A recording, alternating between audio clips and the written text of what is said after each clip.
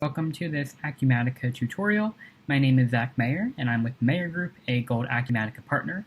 And today's tutorial, we're going to be taking a look at users and employees, how to set them up, and the difference between them and all the different rights and roles that you can assign to them. So we're going to jump right into Acumatica. So this is the dashboard again that we saw in a previous tutorial. So as soon as we log into the system, this is what we see. But if we want to go ahead and jump right into users and employees, you can use the search bar to find those pages.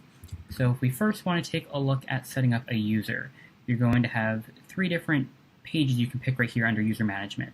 So users is where you can set up the actual user, and then you have a separate page for roles and types to set those up for the users that you've created. So first, if we go to our users, this is a demo account, so there will already be users loaded into the system. So if we go and click on the magnifying glass, we can see all the users that we already have loaded in. So if you were to pick any one of these that's pre-made already, you can then see all the different information that's available for this user. So it'll show their information, and then down here you can see all the different roles that we have loaded in the system, and the different roles that are checked off that gives this specific user access to those specific functions. So this user has support, service tech, service manager, and all these other ones that are checked off here. And if we want to give them more rights, you could just simply check off another role for them. Then you have statistics and all these other different tabs you can play around with as well. Now if we want to create a new user, you would just click on this add new record right here, and then you can create their login, create their user type, which again you can then create on that other page. But right now we have a sales employee, an unrestricted external user type, have some linked entities, first name, last name, their email, and then again you can then select those different roles that they have access to. Now if you're creating a new user, they're not showing up right here, because you can go to that specific user roles page. Now here's where you can generate those user roles. So these are all the different ones that we have loaded again. So let's say we want to pick the accounting and finance role. You can then see which users are assigned to this specific role. So we have Layla and Regina that are under the accounting and finance role. And then that third page we had for users was user types. And this is where you have the linked entity of employees and contacts. And then we have a sales employee and an unrestricted external user, and it shows that linked entity right here as well. So if we were to pull up one of these, so if we pull up our sales employee, you can then see all the different roles that are automatically assigned. So if you pick that user type for a user, it'll give them these specific roles, and it'll show the list of users that are linked to that, and some login creation rules as well. So those are the quick little overviews of the three user pages. But a user is going to give you access to Acumatica. But if you want to be able to use time tracking or expense tracking, you're going to want to set them up as an employee as well.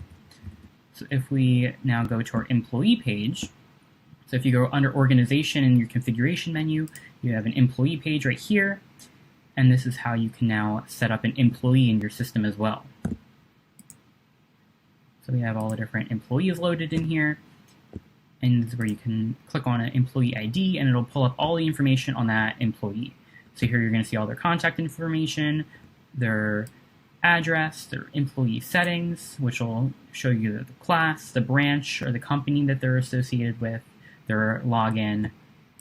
You can look at their history, financial settings, and if you go over to user info, you can also take a look at the roles that this employee has access to as well. Now if you want to create a new employee, you click on that plus sign again, create a new record.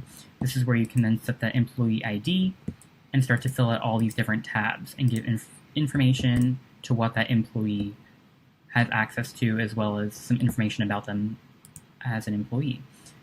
So if you go back to that user info tab again, is where you can then start to show some roles that they'll have access to. All right, so for assigning rights, that's going to be associated with roles. So if we went back to that user roles page again, If we took a look at, let's say, take a look at a different one, portal admin. Looks like nobody's assigned to that one.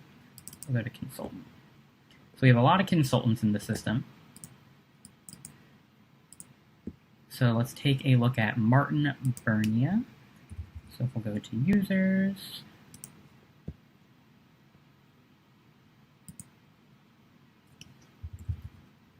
and search for them.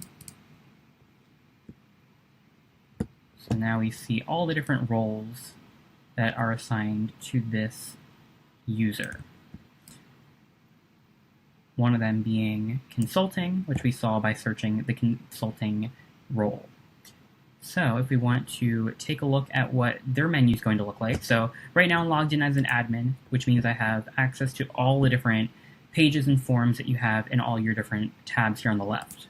So if we look at the full menu, you can see that finance has a lot of different options, banking, projects. These are the full amount of pages that you have access to. But once you log into a specific employee, they will only have access to what their rights and roles define for them. So as soon as we log in as Martin, we're going to see that these menus are going to be a lot smaller because they're not going to have access to everything that the administrator has access to. So if we log in as them, we're going to instantly see that it's going to look a little different. So let's swap them over to the modern interface. And instantly we already see that there's less tabs to begin with. But if we looked at finance, for example, there's a lot less than I was seeing as an administrator. So by being able to configure what each right and what each role can see and the rights they have access to is a great way to identify what's relevant for different employees and what they can see from their end in the system. So for finance, they can see the balance sheet, for example, time and expenses, they can track their employee activity, but they couldn't see everything that was available to me as an administrator. But that is a quick little overview of users and employees. So again, users is going to allow you to log into Acumatica, but employees you're going to want to be able to set up so that you can have time tracking as well as expense tracking. So we showed what it looks like to have different roles assigned to a user and how that will affect their menu by the different rights you have associated with them. But if you have any questions, don't hesitate to reach out to the Mayor Group, and I will look forward to seeing you in our next tutorial.